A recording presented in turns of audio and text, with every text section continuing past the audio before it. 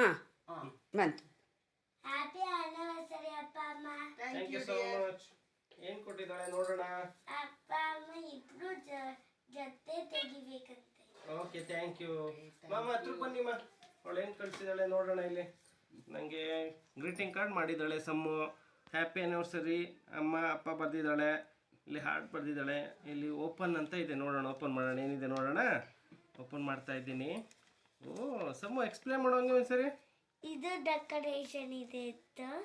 ಇದು ನಾನು ಬರ್ತಿದ್ದೀನಿ happy anniversary ಅಂತ. ಇದು ಇವತ್ತು ಡೇಟು. ಇದು ಅಪ್ಪ ಅಮ್ಮ. ಇದು ಕೇಕು ಮತ್ತೆ ಟೇಬಲ್. ಇಲ್ಲಿ 10 ವರ್ಷ ಅಂತ ಇದೆ ಅಮ್ಮ. 10 ವರ್ಷ ತುಂಬಿದೆ ನಮಗೆ.